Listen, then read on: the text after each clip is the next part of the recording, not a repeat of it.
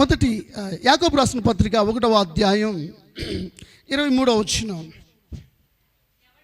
ఎవడైనను వాక్యమును వినివాడయుండి దాని ప్రవర్తింపని వాడైతే వాడు అద్దంలో తన ముఖమును చూసుకొని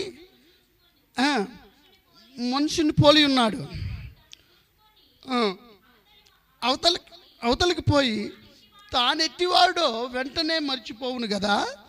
అయితే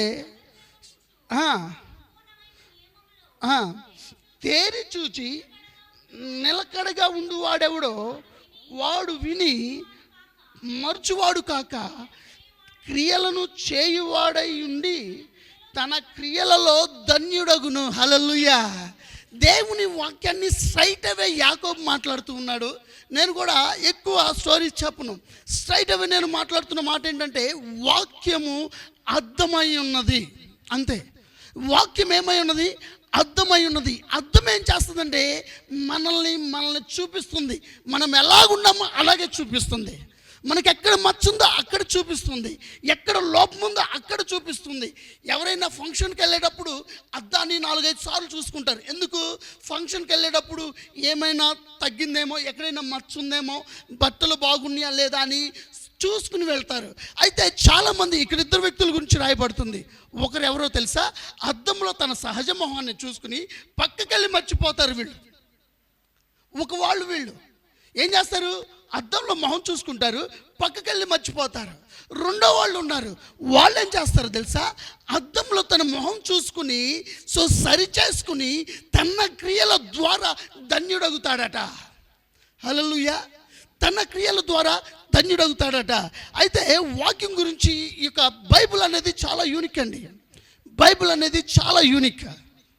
బైబిల్ ఖురాన్తో కంపేర్ చేయండి, భగవద్గీతతో కంపేర్ చేయండి, ఏ ఇతర బుక్కులతో అయినా సరే కంపేర్ చేయండి, ఏదైనా చేయండి, ఈ బైబిల్ చాలా యూనిక్. నువ్వు అన్ని గ్రంథాల కన్నా కూడా ఈ గ్రంథాన్ని నువ్వు ఎక్కువగా చదివినా దీని యొక్క శక్తి ఇంకా నిలబడే ఉంటుంది. ఏమేమి చెబుతారనుకున్నా? అయితే మీరు ఇక్కడ లేరు, వాక్యం వింటలేదు. లేకపోతే వాక్యం విన్న వెంటనే ఆమెన్ వస్తుంది. ఆమెన్ అంటే క్లెయిమ్ చేసుకోవడం దాన్ని, ఆ వర్డ్ని. చూడండి, ఎన్నిసార్లు ఈ గ్రంథాన్ని చదివినా ఇందులో ఉన్న శక్తి తరగదు. ఇందులో ఉన్న ఆ యొక్క శక్తి నీకు బోర్ అనిపించదు. ఏ బుక్ అయినా సరే పదే చదవడం ద్వారా ఎన్నిసార్లు ఈ పుస్తకాన్ని చదువుతాం. ఈ రోజుల్లో పుస్తకాలు చదివే వాళ్ళు తక్కువైపోయారు. ఒక వీడియోని పదే చూడడం ద్వారా ఎన్నిసార్లు ఈ వీడియోని చూస్తాం. ఈ మాట ఈ బైబిల్ గ్రంథంలో ఎన్నిసార్లు మహాత్మా గాంధీ ఏమన్నాడో తెలుసా? ఆయన ఒక మాట చెప్తాడు బైబిల్ గురించి. చూడండి, మీ దగ్గర ఉన్న బుక్ ఎలాంటిదో తెలుసా? నాగరికతను లేదా ప్రపంచాన్ని తల్లకిందులు చేయగలిగిన డైనమైట్ మీ దగ్గర ఉన్నది. కానీ దాన్ని డైనమైట్ లాగా చూడటం లేదు, ఒక సాహిత్య బుక్గా చూస్తూ ఉన్నారు. ఏమన్నాడు మహాత్మా గాంధీ? ఈ నా వర్డ్స్ కాదు, లేదా చిన్న పిల్లలు పలికిన మాటలు కాదు, ఎవరో జ్ఞానం లేని వ్యక్తికి పలికిన మాటలు కాదు, ఎవరో ఎక్కడో మూల కూర్చుని పలికిన వ్యక్తులు కాదు. వీళ్ళు స్వతంత్రం కోసం పోరాడిన ఒక ఆయన నేషన్. ఆయనకి ఏమని బిరుదు? జాతి పిత అని బిరుదు ఆయనకి. ఆయన చెప్తున్న మాట ఏంటో తెలుసా? భూమిని నాగరికతను తల్లకిందులు చేయగలిగిన డైనమైట్ లాంటి బుక్ మీ దగ్గర ఉన్నది, కానీ దాన్ని మీరు ఒక నార్మల్ బుక్గా చూస్తూ ఉన్నారు. అబ్రహాం లింకన్ గారు ఏమన్నారు తెలుసా బైబిల్ గురించి? అబ్రహాం దేవుడిచ్చిన గొప్ప ఉన్నతమైన పుస్తకం బైబిల్. ఏ మంచి జరిగించాలో ఆ మంచి అంతా, మనుషుడికి ఏ మంచి జరగాలో ఆ మంచి అంతా కూడా దీంట్లో ఉంది. బట్ మనం దీన్ని ఎలా ట్రీట్ చేస్తున్నాం, మనం ఎలా హోల్డ్ చేస్తున్నాం, దీన్ని ఎలా ఉపయోగిస్తున్నాం మన జీవితంలో? ఆల్బర్ట్ ఐన్స్టీన్ ఏమంటాడో తెలుసా? ఆల్బర్ట్ ఐన్స్టీన్ మాట్లాడే మాట ఏంటో తెలుసా? ఎంతగా ఈ బుక్ చదివినా సరే ఈ బుక్లో ఉన్న శక్తి తరగదు అని మాట్లాడుతూ ఉంటారు. ఒక ముసలావిడ ఇలాగే ఏం చేసిందంటే పద్దాక లేచిన కాంచి బైబిల్ చదువుతుంది. ఒక ముసలావిడ వాళ్ళ నాన్నకి బాగా కోపం వచ్చేసింది. వాళ్ళ అబ్బాయికి, వాళ్ళ కోళ్ళకి కోపం వచ్చేసింది. ఈ ముసలిదానికి ఎట్లాగైనా సరే ఈ బైబిల్ అందకుండా పెట్టాలని బుక్స్ అన్నిటి మీద పైన పెట్టింది. ఆవిడ ఎడబెట్టింది? బుక్స్ షెల్ఫ్ ఉంటుంది కదా, ఆ షెల్ఫ్లన్నిటి మీద పైన పెట్టింది. ఆ ముసలావిడ ఆవిడ అంటది, అరే రే నా పుస్తకం ఈ గ్రంథాల కన్నా హెచ్చయిన గ్రంథం కదా అందట. ఏముంది? ఈ పుస్తకాల కంటే, ఈ గ్రంథాల కంటే నాకు దేవుడిచ్చిన పుస్తకం వీటన్నిటికైనా ఉన్నతమైన పుస్తకం కదా అందట. ఆ మాట నా కోళ్ళకి కోపం వచ్చేసింది. వెళ్ళి కొడుక్కి సైగ చేసింది. ఆయన వచ్చి అద్దీసి మధ్యలో పెట్టాడు. ఏడ పెట్టాడు? పుస్తకాలు మధ్యలో పెట్టాడు. మళ్ళీ ఆ ముసలాం ఉంటుంది, అరే రే నా పుస్తకాలు ఈ పుస్తకాలకి అన్నిటికీ కేంద్రం కదా. ఏముంటుందంట? ఈ పుస్తకాలన్నిటికీ కేంద్రం కదా అన్నట. ఇంకా కొడుకు కోపం వచ్చేసి ఇట్టా ఉందా నీ పరిస్థితి అని దాన్ని అడుగును పెట్టి పారేసాడు. బాగా కోపం వచ్చేసింది. ఈసారి తీసుకెళ్ళి అడుగును పెట్టేశాడు. అడుగు పెట్టినాక ఆ ముసలాం అంటది మళ్ళా, అరే రే రే వీటన్నిటికి పునాది నా బైబిలే కదా అందట. అరే రే రే వీటన్నిటికి పునాది నా బైబిల్ కదా అందట.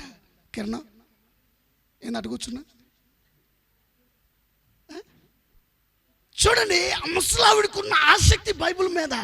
ఈరోజు నేను చెప్పే ఒక టైటిల్ ఏంటంటే, when you sit, when you obey to the Bible, then things will obey to you.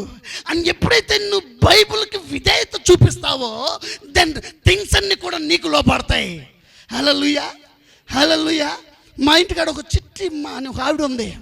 ఈ మాట చాలాసార్లు చెప్పాను నేను. చిట్టిమ్మ అని ఒక ఆవిడ ఉంది. ఆవిడ అనే మాట ఏంటంటే, రాజా బాప్తిజం తీసుకున్న కొత్తలో ఎలా ఉన్నానో తెలుసా? అబ్బో ఎవరికైనా సాయం చేయాలి, ఎక్కడికైనా వెళ్ళిపోవాలి, ఎక్కడైనా సరే మోకరించి ప్రార్థన చేయాలి, అది ఎక్కడైనా సరే కూర్చుని ప్రార్థన చేసేవాడిని. అయితే నేను ఇంటికి వెళ్తున్నప్పుడు చిట్టి మందరే నువ్వు ఇటురా బాప్తిజం తీసుకున్నావు అంట కదా అంది. అవునమ్మమ్మ తీసుకున్నాను అన్న. అంటే ఎవరే నాకు బైబిల్ కావాలరా అంది. అరే ఈ ధన్యత నాకు దక్కింది, సర్వీస్ చేసే ధన్యత నాకు దక్కింది, బైబిల్ కొనిచ్చే ధన్యత నాకు దక్కింది. ఎట్టగైనా సరే మంచి బైబిల్ కొనాలని 350 రూపాయలు పెట్టుకుని వెళ్ళి చక్కటి చిన్న బైబిల్ చక్కగా హోల్డ్ చేసుకునే బైబిల్ కొన్నాను. ఆవిడికి హోల్డ్ చేసుకునే బైబిల్ కొన్నాను. సరే అని చెప్పేసి బైబిల్ తీసుకుని, ఓకే నేను తీసుకుని చక్కగా ఆనందంతో వెళ్ళా. అమ్మమ్మ నీకు బైబిల్ కొన్నాను, అమ్మమ్మ నీకు బైబిల్ కొన్నాను, ఎట్లయితే అమ్మమ్మ సంతోషపడిద్ది అని చెప్పేసి వెళ్ళి పరిగెత్తుకుంటా ఎగురుకుంటూ వెళ్తే ఆ బైబిల్ నెట్టు పట్టుకుని ఏంట్రిదే అందే, ఏంట్రిదే అందే. ఇదేంది యాంట్రిదే అంటది? బైబిల్ అమ్మమ్మ ఇది కాదురా, కొంచెం పెద్దదైతే బాగుంటుంది, కొంచెం పెద్దదైతే బాగుంటుందా? ఓహో ముసలావుడి కదా, కళ్ళు కనపడవేమో, కొంచెం అక్షరాలు లావుగుండాలేమో. ఓకే అమ్మమ్మ ఈ బైబిల్ నేను ఉంచుకుంటాను, నీకు పెద్ద బైబిల్ తెస్తాను. ఇంతకీ నువ్వు ఈ బైబిల్ తీసుకుని ఏం చేస్తావు, ఎక్కడి నుంచి స్టార్ట్ చేస్తావు అంటే, బైబిల్ కింద తలకింద పెట్టుకోవడానికి సరిపోవట్లేదు. ఈ బైబిల్ తల కింద పెట్టుకోవడానికి సరిపోవట్లేదు, పెద్దదైతే కొంచెం ఆనిద్దని పెద్ద బైబిల్ పట్టుకురమ్మంటున్నాను అందే. వీళ్ళకి బైబిల్ ఎందుకు ఉపయోగం తెలుసా? షెల్ఫ్ల్లో పెట్టుకోవడానికి బైబిల్ ఎందుకు తెలుసా? లేకపోతే అర్ధరాత్రి పేడకలలో వచ్చినప్పుడు తల కింద పెట్టుకోవడానికి బైబిల్. వాళ్ళకి అర్థం కాని విషయం ఏంటంటే, అందులో జీవం ఉన్నది, అందులో శక్తి ఉన్నది, అందులో ఆదరణ ఉన్నది, అందులో గొప్ప బలం ఉన్నది అనే విషయం మర్చిపోయారు ప్రజలు. ఈ రోజున బైబిల్ కూడా క్యారీ చేయట్లేదు జనం. షాజాన్ అన్న అదే అంటాడు, మన పిల్లలు ఎవరు బైబిల్ క్యారీ చేస్తున్నారా అని అడిగారు. అన్న నేనైతే చెక్ చేయాలి, నేను చెక్ చేశా, పేర్లు రాశాడంట ఆయన షాజాన్ అన్న గారు. అన్న ఒకసారి పేర్లు ఇవ్వండి, ఇప్పుడు కాదు నేను చెబుతలే అన్నాడు. అరే జీవం ఉన్న బైబిల్. మా పాస్టర్ ఏమన్నాడు తెలుసా? ఒకవేళ బైబిల్ని నువ్వు క్యారీ చేస్తే, నువ్వు ముసలివాడైనప్పుడు బైబిల్ నిన్ను క్యారీ చేస్తుంది. హల్లెలూయా. బైబిల్ నువ్వు ఎత్తుకుని నడవగలిగితే, బైబిల్ నువ్వు ఎత్తుకుని నీ జీవితంలో నువ్వు నడవగలిగితే, బైబిల్ ఏం చేస్తుందో తెలుసా? నువ్వు పెద్దవాడు అయినప్పుడు, నువ్వు ముసలివాడు అయినప్పుడు బైబిల్ నిన్ను క్యారీ చేస్తుంది. హల్లెలూయా. అందుకనే పెద్ద పెద్ద భక్తులు ఈ రీతిగా మాట్లాడుతున్నారు. మనం బైబిల్ చదివేటప్పుడు మన గుణం ఉండవలసిన లక్షణం ఏంటో తెలుసా? మనం బైబిల్ 2 విషయాలు తెలియపరుస్తుంది. ఒకటి దేవుని గురించి తెలియపరుస్తుంది, రెండవది మన గురించి తెలియపరుస్తుంది. బైబిల్ చదివిన చాలామంది, బైబిల్లో తప్పులు వెతుకుతున్న చాలామంది ఈ రోజున అనే మాట ఏంటో తెలుసా? బైబిల్లో తప్పులు ఉన్నాయని నేను ఎదుగుతున్నాను, అయితే బైబిల్ నాలో తప్పులు గమనించింది, బైబిల్ నాలో తప్పులు చెప్పింది. బైబిల్ నన్ను తప్పుడు వాడిని రుజువు చేస్తుంది. ఎలాగో తెలుసా? బైబిల్లో ఉన్న వాక్యం సత్యమైనది. హల్లెలూయా, హల్లెలూయా. 1500 సంవత్సరాలు డిఫరెంట్ కాలంలో, అంటే డిఫరెంట్ సమయంలో డిఫరెంట్ వ్యక్తులు రాసింది ఒకరి గురించే, అది యేసయ్య గురించి. ఇది సాధ్యమా? మనుషులకు అసాధ్యము కానీ దేవునికి సమస్తము సాధ్యమే. హల్లెలూయా. తన రక్షణ ప్రణాళిక గురించి, తను చేయబోతున్న త్యాగము గురించి, తను రాబోతున్న పని గురించి, తను చేయబోతున్న పనిని వివరించి డిఫరెంట్ సమయాలలో, డిఫరెంట్ దేశాలలో, డిఫరెంట్ భక్తులు, ఆథర్స్ రాసిన గ్రంథం ఒకటి మానవాళి రక్షణ కోసమై బైబిల్ను రాశారు. హల్లెలూయా. అది ఒక వ్యక్తి రావాలి, ఆయన యేసు. ఆయన 33.5 సంవత్సరాలు బ్రతికి ఆయన యవ్వన రక్తాన్ని కల్వరి సిలువలో త్యాగం చేసి చనిపోతాడు. ఇది if you think it's only book, then it's only book. If you think it's holy book, it's holy book. Hallelujah. నువ్వు గనక ఇది నార్మల్ బుక్ అనుకుంటే అది నార్మలే, ఏ ప్రభావం నీకు ఉండదా. నువ్వు బైబిల్ని ఎంత ప్రభావం, ఎంత శక్తిని నింపుతావో అంత శక్తి కార్యాలు నీ జీవితంలో జరుగుతాయి. హల్లెలూయా, హల్లెలూయా. సో కనుక ఈరోజు నా బైబిల్ చేస్తున్న ఒక గొప్ప పనులేంటో మనం చూద్దాం. బైబిల్ చేస్తున్న గొప్ప పనులేంటో మనం చూద్దాం త్వరగా. కీర్తనల గ్రంథం, కీర్తనలు 119వ కీర్తన, 119వ కీర్తన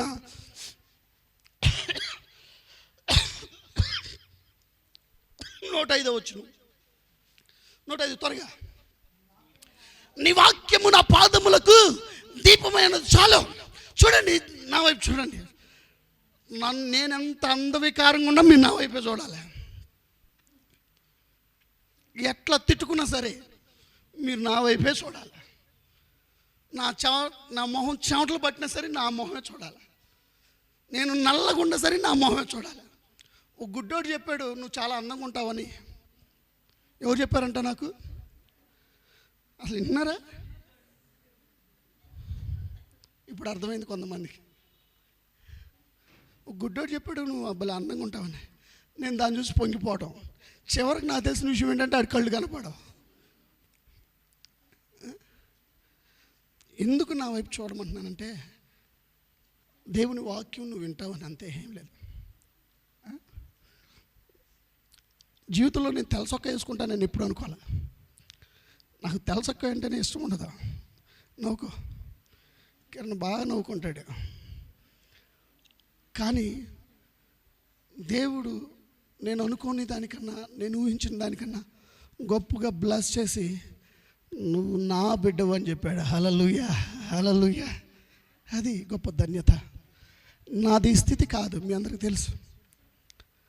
ఫుట్పాత్ మీద పడుకుని వచ్చినోడిని నేను. మురికి గుడ్డలు అలవాటు, చెప్పులు లేకుండా నడవడం అలవాటు, చెప్పులు లేకుండా, బట్టలు లేకుండా, తిండి లేకుండా తిరగడం అలవాటు, 3 రోజులు ఉపవాసం ఉండడం అలవాటు, 40 రోజులు ఉపవాసం ఉండడం అలవాటు. నేను గొప్ప అని చెప్పట్లేదు. అలాంటి వాడిని తీసుకొచ్చి ఉంచోబెట్టి తలసొక్క వేసుకున్నాడు నన్ను. ఆమేన్. నీకు అసాధ్యమే కానీ దేవునికి సమస్తం సాధ్యం. హల్లెలూయా, హల్లెలూయా. సో ఈడ వాక్యం ఏం చెప్తుందంటే, వాక్యం నీకు ఎలా పనిచేస్తుందంటే, నీ వాక్యము నా పాదములకు దీపము. దాని అర్థం ఏంటి అంటే, దేవుడు నువ్వు వేయబోయే ప్రతి స్టెప్ను ఆయన చూపిస్తాడు. అక్కడ ఏముందో తెలియపరుస్తాడు. దాని అర్థం ఏంటో, నీకు కలిగే వాక్యం ద్వారా కలిగేది ఏంటో తెలుసా? ఒకటి, నీకు వాక్యం ద్వారా కలుగుతున్నది ఏంటో తెలుసా? సో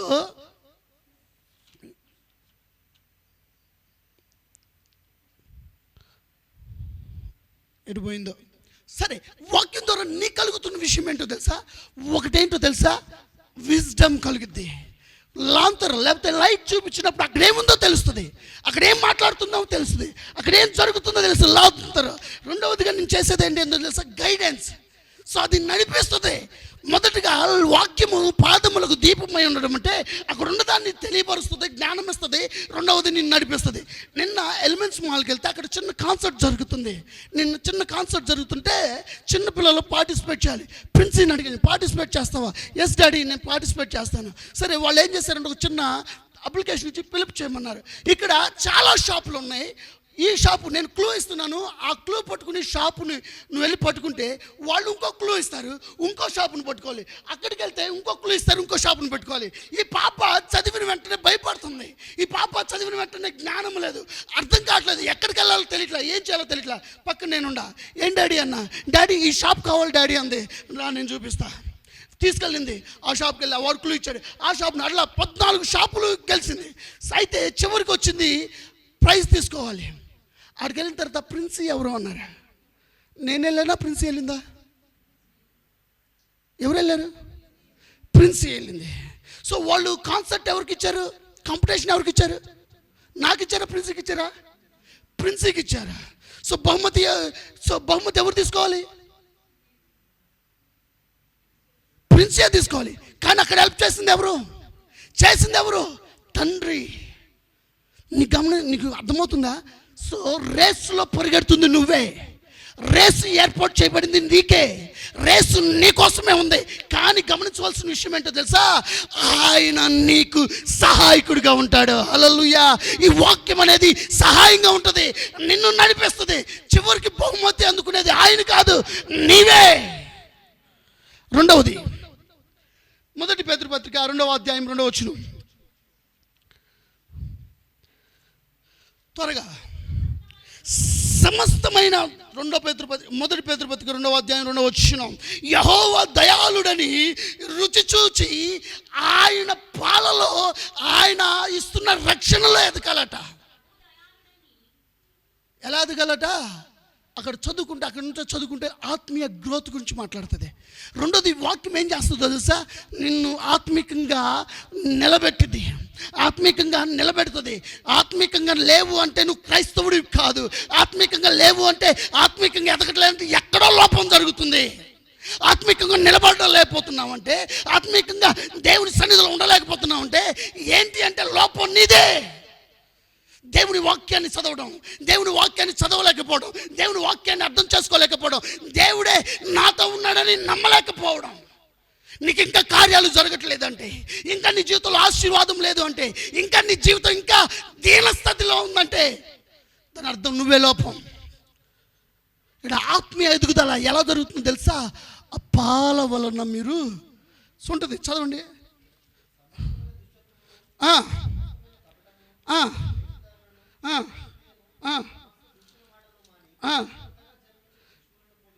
కొత్తగా జన్మించిన శిష్యులను పోలిన వారి రక్షణ విషయంలో ఎదుగు నిమిత్తము ఆ పాలను అపేక్షించుడి. ఏ పాలు? దేవుడిచ్చిన వాక్యం అనే పాలు. వాక్యం లేకపోతే నార్మల్ క్రైస్తవుడే, వాక్యం లేకపోతే నామకార్థ క్రైస్తవుడే, వాక్యం లేకపోతే లోకం ఎలా ఉందో అలాగే ఉంటావు. ఓ ప్రత్యేకత ఉండదు మనకి. వాళ్ళు ఎలా మాట్లాడతారో అలాగే మాట్లాడతాం, వాళ్ళు ఎలాగ జీవిస్తారో అలాగే జీవిస్తూ ఉంటాం. ఈ యొక్క వాక్యం నిన్నేం చేస్తుందో తెలుసా? ఆత్మీయ ఎదుగుదలను ఇస్తుంది. హల్లెలూయా. మూడవది చదవండి. మూడవది యోహాను రాసిన సువార్త 8వ అధ్యాయం 31.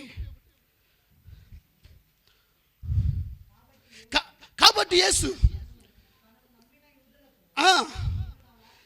ఒకవేళ మీరు నా వాక్యంలో నిలిచిందన్న వారైతే, నిజంగా నాకు శిష్యులైతే సత్యమును గ్రహిస్తారు. హల్లెలూయా, హల్లెలూయా. ఈ రోజున చాలామంది సేవకులు లేకపోతే చాలామంది బిలీవర్స్ ఉన్న స్థితి ఏంటి అంటే సత్యాన్ని గ్రహించలేని స్థితి. సత్యము మనుషుల నుంచి రాదు, సత్యము లేకపోతే ఫ్రెండ్స్ నుంచి రాదు, సత్యము ఏదో లోకం నుంచి రాదు. సత్యం అనేది ఎక్కడి నుంచి వస్తుందో తెలుసా? ఒక యేసయ్య ద్వారానే వస్తుంది, నో డౌట్ ఇందులో. అందుకని ఆయన మాట్లాడతాడు, నేనే మార్గమును, నేనే సత్యమును, నేనే జీవమును.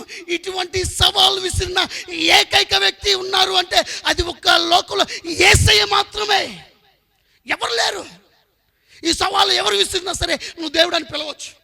ఈ సవాలు ఎవరు మాట్లాడినా సరే దేవుడని పిలవచ్చు. వివేకానంద అంటాడు. వివేకానంద ఎవరు శిష్యుడు?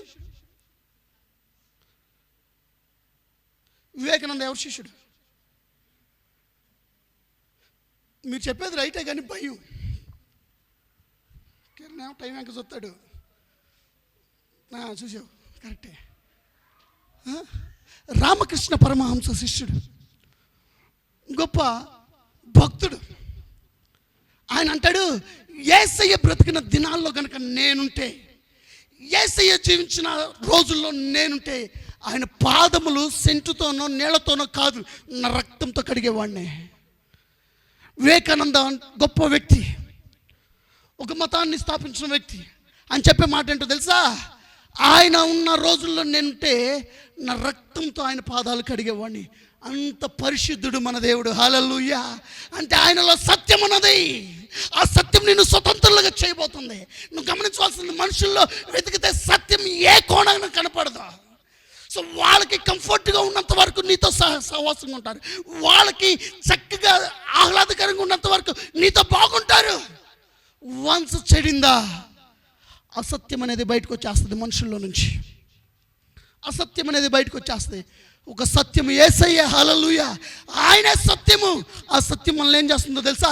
స్వతంత్రులుగా చేసిద్ది. నాలుగవదిగా చదవండి, రోమాపత్రిక 10వ అధ్యాయం 7వ 17వ వచనం. త్వరగా. కాగా వినుట వలన విశ్వాసం. సో చాలా మందికి లేనిది ఏంటి అంటే, ఈ రోజున విశ్వాసం. వాక్యం చేస్తున్న పనులు ఒకటేం చేస్తుంది తెలుసా? నిన్ను గైడ్ చేస్తుంది. రెండోది ఏం చేస్తుందో తెలుసా? ఆత్మీయ స్థితిలో ఎదిగేలాగా చేస్తుంది. మూడోది ఏం చేస్తుందో తెలుసా? సత్యాన్ని గ్రహించే వారిగా చేస్తుంది. నాలుగోది ఏం చేస్తుందో తెలుసా? వినుట వలన విశ్వాసాన్ని ఇస్తుంది.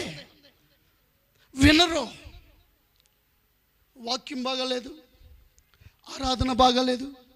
మన గోల్ ఏంటి అంటే, చాలామంది ఇది నేర్చుకోవాలి. ఒక యవనస్తుడు వచ్చేసి, అన్న చర్చిలో ఇది బాగాలేదన్నా, ఇది సరిగ్గా ఉంటే బాగుంటుందన్నా, ఇలా వాక్యం ఉంటే బాగుంటుందన్నా, అలా ఉంటే బాగుంటుందన్నా, ఇది చేస్తే బాగుంటుందన్నా, ఇది చేస్తే కరెక్టే. సో అది చెప్పడం ఓకే, సజెషన్. రెండవది, ఇది నన్ను డిస్టర్బ్ చేస్తుంది, అది నన్ను డిస్టర్బ్ చేస్తుంది, ఇది బాగాలేదు, అది బాగాలేదని చెప్తున్నా. సరే పాస్టర్ గారు అన్నాడు, ఒక బిందిస్తాను. ఇవన్నీ బాగాలేదని చెప్తున్నా కదా, ఒక బిందిస్తాను. ఆ బిందుని నెత్తి మీద పెట్టుకుని పడకుండా, చేత్తో పట్టుకోకుండా ఒక చుట్ట పెట్టి, సో దాని మీద బిందు పెడతాను. పడకుండా గుడి చుట్టూ 2 రౌండ్లు అయ్యన్నాడట. సరే 2 కాదు 3 రౌండ్లు అయ్యన్నాడట. 3 రౌండ్లు పడకుండా చక్కగా తిరిగి వచ్చాడు. తిరిగి వచ్చిన తర్వాత పాస్టర్ గారిని, అయ్యా అయిపోయిందయ్యా, చక్క బిందు పడలేదు, చూసావా ఎంత క్యారీ చేశాను నేను అన్నాడట. బిందు పడలేదు కరెక్టేలే, కానీ నేను వాకింగ్ కూడా చెప్పాను కదా, ఆ వాక్యం ఏంటో చెప్పన్నాడట. నేను వాక్యం కూడా చెప్పాను కదా, ఆ వాక్యం ఏంటో చెప్పన్నాడు. సార్ మీరు ఎక్కడ మనుషులు సార్? నేను బిందుని క్యారీ చేస్తున్న విషయంలో మీరేం చెప్పారో నేను మర్చిపోయాను. నాకు అసలు అర్థం లేదు, తెలియదు, నేను వినలేదు. నేను ఈ బిందుని క్యారీ ఎక్కడ పడిపోతుందా అని చూసుకుంటున్నాను, ఎక్కడ డొల్లిపోతుందా అని చూసుకుంటున్నాను, ఎక్కడ ఇది పడిపోతే నీళ్లు పోతాయని నేను చూస్తుంటే వాక్యం ఏంటో వినమంటారేంటి? నేను వాక్యం వినలేదు. మరి వాళ్ళు పాట పాడారు, పాట విన్నావా? పాట వినలేదు. మరి వాళ్ళు సాక్ష్యం చెప్పారు, సాక్ష్యం అన్న విన్నావా? సాక్ష్యం వినలేదు. మరి వాళ్ళు ఈ పని చేశారు, ఆ పని అన్న చూసావా? నేను అసలు ఏదేం చూడలేదు. నా బాధ్యత ఏంటో తెలుసా? ఈ బింది నా నెత్తి మీద నుంచి పడకుండా చూడడం. ఈ రోజున మనకు ఉండవలసిన లక్షణం ఏంటో తెలుసా? మన ఆత్మీయ భక్తిని కాపాడుకుంటూ ఉండాలి, మన ఆత్మీయ స్థితిని కాపాడుకుంటూ ఉండాలి. నిందారహితుడిగా అబ్రహాము ఏ రీతిగా అయితే జీవించాడో అదే రీతిగా నిందారహితమైన జీవితాన్ని మనం కలిగి ఉండాలి. క్రైస్తవుడిగా నింద వస్తుందంటే, అందుకని తిమోతి పత్రికలో మాట్లాడుతూ ఉంటాడు, సంఘ పెద్దలు ఉండవలసిన విషయాలు, సంఘ పెద్దలకు ఉండవలసిన లక్షణాలు. సంఘ పెద్దలకే కాదు, దేవుని సంఘంలో పరిచర్య చేస్తున్న ప్రతి ఒక్కరికి, దేవుని సంఘంలో ఆరాధన జరిపిస్తున్న ప్రతి ఒక్కరికి, దేవుని సంఘంలో పాటలు పాడుతున్న ప్రతి ఒక్కరికి ఉండవలసిన లక్షణం ఏంటో తెలుసా? ఆత్మజ్ఞానం. స్టీఫెన్ని మరి అట్లాగే కొంతమంది భక్తులను ఏర్పరచుకున్నారు. ఎందుకు? అపొస్తలుల కార్యములు, నాకు తెలిసి అపొస్తలుల కార్యం 7వ అధ్యాయం అనుకుంటే, చదవనక్కర్లేదు. ఎందుకు ఏర్పాటు చేస్తున్నారు? భోజనాలు పెడతానికి. దైవ జ్ఞానం కలిగిన, పరిశుద్ధాత్మతో నింపబడిన వారు. ఎందుకు అవసరం అంటే, అవసరమే. దేవుని సన్నిధిలో నిందారహితుడిగా జీవించడం, దేవుని సన్నిధిలో దేవునికి ఇష్టమైన బిడ్డలుగా జీవించడం, దేవుని సన్నిధిలో పరిశుద్ధాత్మ కలిగి జీవించడం అనేది అవసరం. దేవుని చిన్న పరిచర్య చేయాలన్నా, దేవుని కోసం చిన్న పాట పాడాలన్నా, దేవుని కోసం చిన్న సాక్ష్యం చెప్పాలన్నా, దేవుని కోసం నిలబడి చివరికి మందిరం ఓడవాలన్నా సరే పరిశుద్ధాత్మతో నింపబడాలి. హల్లెలూయా, హల్లెలూయా. ఆత్మ లేనివాడు నా వాడు కాదు. ఆత్మ పూర్ణులైతే ఎలా ఉంటావో తెలుసా? ఆత్మ ఎలా నడిపిస్తే అలా నడుస్తావు. ఆత్మ నిన్ను ఉన్నతమైన స్థితికి నడిపించింది. హల్లెలూయా. అది దేవుడు మాట్లాడుతున్నాడు, సత్యము. సో రెండవది విశ్వాసము, వినుట వలన విశ్వాసము. మూడవది 12వ అధ్యాయం, రోమాపత్రిక 12వ అధ్యాయం 2వ వచనం.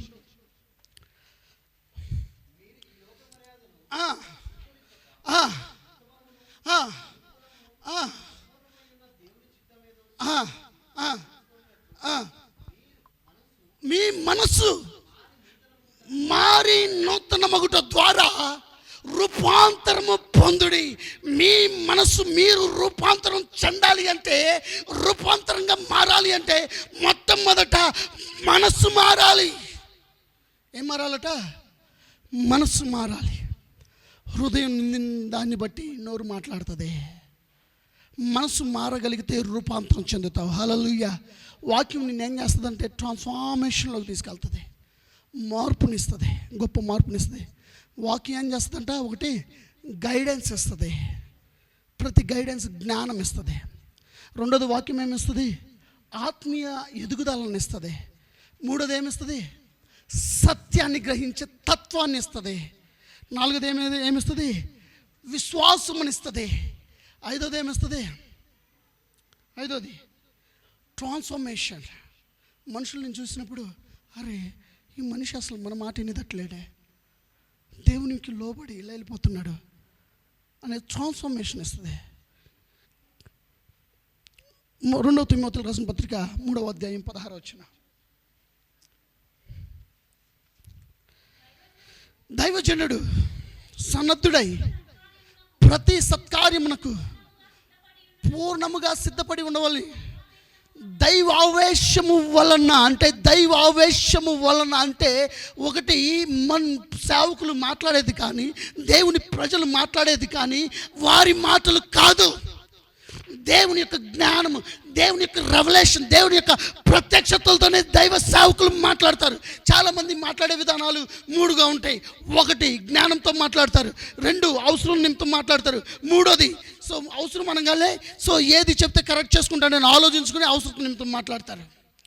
ఏది చెబితే కరెక్ట్ చేసుకుంటాడనే సో ఆలోచించుకుని సో దాని నిమిత్తం మాట్లాడతారు. ఏదైతే సో వాళ్ళు మాట్లాడాలనుకుంటారో వాళ్ళ ఇష్టానుసారంగా మాట్లాడతారు. అది రెండవది జ్ఞానంతో మాట్లాడతారు.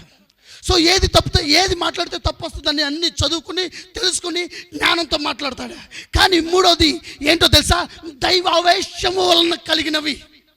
నువ్వు వాక్యం చదివితే, నువ్వు వాక్యం వింటే, వాక్యం అనే బైబిల్ వాక్యం నీతో ఉండగలిగితే నువ్వు ఎలా మాట్లాడతావో తెలుసా? దైవ ఆవేశము నీకు ఉంటుంది. అంటే దేవుని యొక్క ప్రత్యక్షతలు నీకు ఉంటాయి. దేవుడి యొక్క ప్రత్యక్షతలు నీకు కలిగినాయి అంటే నువ్వు ఎలా నడవాలో, ఏ మాట మాట్లాడాలో, ఎక్కడ ఏ రీతిగా ఉండాలో అన్నీ కూడా బోధించబడతాయి. దానికి కారణం ఏంటో తెలుసా? ఒక బైబిలే. బైబిలే బైబిలే బైబిల్ కనుక తల మీద పెట్టుకోగలిగితే, బైబిల్ కనుక తలలో ఉండగలిగితే, బైబిల్ వాక్యము గుండెలో ఉండగలిగితే దేవుడు నిన్ను ఉన్నతమైన స్థానానికి తీసుకెళ్తాడు. హల్లెలూయా. నువ్వు చేయలేని పని కూడా నీతో చేయిస్తాడు. చున్నీ అని అమెరికన్ మోడల్ ఆవిడ. సో అమెరికన్ యొక్క మిస్ ఇండియా, దాన్ని ఏమంటారు నాకు తెలీదు, దాని కాంపిటీషన్ అందగత్తెల పోటీకి రెడీ అవుతుంది. ఆవిడ కొంచెం ఒళ్ళు లావుగా ఉండటం వల్ల, కొంచెం బలంగా ఉండటం వల్ల ఆవిడ స్విమ్మింగ్ చేసి ఒళ్ళు తగ్గించుకోవడానికి ప్రయత్నిస్తుంది. అక్కడికి వెళ్ళి అందులో దూకటానికి కొంచెం క్యాల్కులేషన్ మిస్ అయ్యి ఆవిడ తలకాయ ఏం చేసిందో తెలుసా? గోడకి గుద్దుకుంది. తలకాయ చొన్ని, ఆమె పేరు చొన్ని. తలగా ఏం చేసింది? గోడకి గుద్దుకుంది. గోడకి గుద్దుకోవడం వల్ల తలకి తగిలిన దెబ్బకి ఇక్కడ నుంచి మొత్తం ప్యారలైజ్ అయిపోయింది. డాక్టర్ అన్నారు చంపేస్తే మంచిది, మీకు భారం లేకుండా ఉండదు అన్నారు. స్నేహితులు అన్నారు లేదు ఈవిడ బ్రతకాలి అని చెప్పేసి బ్రతికించుకున్నారు. ఒక చిన్న వీల్ చైర్ చేయించారు ఆవిడకి. ఆ వీల్ చైర్లో నుంచుని పని చేస్తుంది. ఆ వీల్ చైర్లో కూర్చుని కాలం గడుపుతుంది. ఎవరు పోషిస్తున్నారో తెలుసా? స్నేహితులు. తల్లిదండ్రులు వదిలేశారు, స్నేహితులు పోషిస్తున్నారు. స్నేహితులు ఏం చేస్తున్నారు తెలుసా? సహాయం చేస్తున్నారు, భోజనం పెడుతున్నారు. ఓకే, ఒకరోజు నువ్వు, ఒకరోజు నేను, ఒకరోజు వాళ్ళు భోజనం, అలా బ్రతుకుతుంది. ఒక కన్వెన్షన్లో ఒక వ్యక్తి వచ్చి స్వార్థ చెబితే నమ్మిన ఆవిడ బైబిల్ని ఎక్కువగా చదవడం ప్రారంభించింది. మోడల్ అవ్వాల్సిన ఆవిడ పక్షవాతం కలిగి, లేకపోతే మొత్తం ప్యారలైజ్ అయిపోయి ఆవిడ బైబిల్ చదవడం ప్రారంభించింది. ఒక కన్వెన్షన్లో ఆవిడ నమ్మి బాప్టిజం తీసుకుంది, బైబిల్ చదివింది బాగా. ఒక మీటింగ్లో వెళ్ళి స్వార్థ చెబుతూ ఉంటే చాలామంది కుంటి వాళ్ళు అక్కడికి వచ్చారు. వాళ్ళందరిని చూసి అందట వీళ్ళందరికీ నేను వీల్ చైర్, నేనే వీల్ చైర్ అయితే కలిగి ఉన్నానో అదే వీల్ చైర్ వీళ్ళందరికీ ఇస్తానన్నట. ఆవిడకి ఏముంది ఆస్తి? ఏమైనా ఆస్తి ఉందా? ఎవరు పెడుతున్నారు భోజనం? స్నేహితులు పెడుతున్నారు. ఎవరు చూసుకుంటున్నారంటే స్నేహితులు. ఇవి చేసిన ఛాలెంజ్ ఏందో తెలుసా? 40 మందికి వీల్ చైర్లు కొనిస్తానన్నట. ఆ బలం ఎక్కడి నుంచి ఉంది? ఆ విశ్వాసం ఎక్కడి నుంచి వచ్చింది? ఆ మాట అనడానికి కారణం ఏంటి? ఆ మాట డెలివర్ చేయడానికి ఒక గొప్ప గట్స్ కావాలి. ఈ రోజున మీ అందరికీ భోజనాలు పెడతాను అంటే నా స్తోమత ఏంటో చూసుకోవాలి నేను. అవునా కదా? ఆమెకే స్తోమత లేదు, ఆవిడ మిగిలిన 40 మందికి చేర్చుకొని ఇస్తానన్నమాట. స్నేహితులు వచ్చి తిట్టారు, నీకు భోజనం పెడతాం ఎక్కువ, పైగా ఆలకిస్తాను నువ్వు పో అన్నారు. ఒక సాయం చేయండి అంది. ఏంటి అంటే ఒక బోర్డుని, ఒక పేపర్ని, ఒక పెయింటింగ్ని, బ్రష్ని తీసురండి అంది. ఆవిడ కుర్చీ ముందు వేస్తే నోటితో బ్రష్ పెట్టుకుని బొమ్మ, నుంచున్న గుర్రపు బొమ్మ గీసింది. దాన్ని తీసుకెళ్ళి మార్కెట్లో పెట్టి, ఇది సిస్టర్ జోన్ నోటితో గీసిన బొమ్మ, ఆవిడికి కాళ్ళు చేతులు ఏ మాత్రం పని చేయవు, నోటితో ఈ బొమ్మను గీసింది అనగానే వేలంపాట్లో అన్ని బొమ్మల కంటే కూడా ఈ బొమ్మ అత్యధికమైన ఖరీదుకి సేల్ అయిపోయిందట. అత్యధికమైన ఖరీదుకి సేల్ అయిపోయింది. ఆ బొమ్మ కొన్న వ్యక్తి అంటాడు, ఈ బొమ్మ జోన్ అనే సిస్టర్ కనుక చేతితో గీసి ఉంటే ఇది $5 కూడా పోయేది కాదు. ఆవిడ నోటితో గీసింది కనుక దీనికి ఖరీదు ఎక్కువ అని దాన్ని కొన్నాడట. కొని ఆ డబ్బులు ఇచ్చిన వెంటనే, రండి ఈ డబ్బులు సగం తీసుకెళ్ళి చేర్చుకోనండి, సగం పాస్టర్ గారికి ఇచ్చేయమన్నమాట. సగం తీసుకుని వెళ్ళిపోయి చేర్చుకోనండి, సగం తీసుకెళ్ళిపోయి పాస్టర్ గారికి ఇచ్చేయండి అన్నమాట. ఎవరో దేవుని వాక్యముతో నువ్వు నిలబడితే థింగ్స్ అన్నీ కూడా నీకు సాష్టాంగ నమస్కారం చేస్తాయి. ఈవెన్ సృష్టి అయినా సరే, హల్లెలూయా, అనారోగ్యమైన సరే, శ్రమ అయినా సరే, బాధ అయినా సరే, ఏదైనా సరే నీకు లోపడుతుంది. కాళ్ళు చేతులు లేని ఆవిడే దేవుని కోసం అంత త్యాగం చేసి ఉండగలిగితే, లైక్ మనం చేస్తున్న చిన్న పని చెప్పండి. క్వశ్చన్, ఈరోజు ప్రశ్న, నీవు నేను చేస్తున్న చిన్న పని చెప్పండి. నీవు నేను సంఘంలో చేస్తున్న చిన్న పని చెప్పండి. నీవు నేను దేవుని కోసం మహిమకరంగా చేస్తున్న చిన్న పని చెప్పండి. నీవు నేను ప్రశ్నించుకోవాల్సిన ప్రశ్న ఏంటి అంటే, కాళ్ళు చేతులు లేని ఆవిడ ఎంత పని చేసింది, నాకు ధన్యతనిచ్చాడు. చూడగలిగిన ధన్యత, వినగలిగిన ధన్యత, ఆలోచించగలిగిన ధన్యత, వాక్యాన్ని చదవగలిగిన ధన్యత, చేతులు కాళ్ళు అన్నీ ఇచ్చాడు. మనం కదలలేం. దేవుడు ఎంత ఏడుస్తున్నాడో ఆలోచించండి. మిమ్మల్ని బట్టి, మనల్ని బట్టి ఎంత బాధపడుతున్నాడో ఆలోచించండి. ఒక ప్రశ్న, దేవునికి నువ్వు చేస్తున్న పని ఏంటి? ఈ రోజున ఒక ప్రశ్న, దేవునికి నేను చేస్తున్న పని ఏంటి? ఎంతవరకు నమ్మకంగా ఉంటున్నావు? లోకస్తులు బ్రతుకుతున్నారు, మనం బ్రతుకుతున్నాం అంతే. వాళ్ళు గుడులకు వెళ్తున్నారు, మనం చర్చికి వెళ్తున్నాం అంతే. వాళ్ళది విగ్రహారాధనే, మనది విగ్రహారాధనే. No change. వాళ్ళు ఆరాధన చేసిన తర్వాత ఇంటికి వెళ్ళిపోయి వాళ్ళ ఇష్టానుసారంగా తిరుగుతారు. మనం చర్చ అయిపోయిన తర్వాత మన ఇష్టానుసారంగా మాట్లాడతాం, మన ఇష్టానుసారంగా ఉండిపోతాం. ఇది దేవుని మందిరం. ఒకప్పుడు దేవుని సన్నిధికి వచ్చి, అరే ఇది దేవుడు నాకు ఇచ్చిన మందిరం అన్నారు. అదే మందిరాన్ని ఈ రోజున ఏం చేస్తున్నారు తెలుసా? అవమానపరుస్తున్నారు. ఇది మాకు అవమానం కాదు, దేవునికి అవమానం. ఎవరైతే ఈ దేవుడు మాకు చూపించాడు, మమ్మల్ని నడిపించాడు అనుకున్న వాళ్ళు ఈ రోజున పలుకుతున్న మాట ఏంటో తెలుసా? సరిలేదు, ఏం లేదు, మంచిగా లేదు. ఎవరిని నువ్వు అంటున్నావో తెలుసా?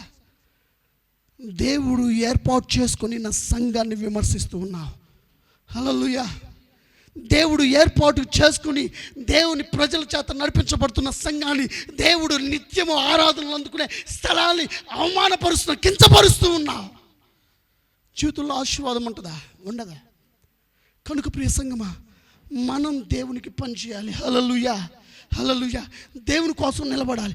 ఎప్పుడైతే బైబిల్తో నువ్వు సెట్ అవుతావో నీ మాట సెట్ అవుతుంది, నీ యొక్క జీవితం సెట్ అవుతుంది, నీకున్న శ్రమలు సెట్ అవుతాయి, నీకున్న ఆర్థిక పరిస్థితులు సెట్ అవుతాయి, నీకున్న సమస్తము సెట్ అవుతుంది.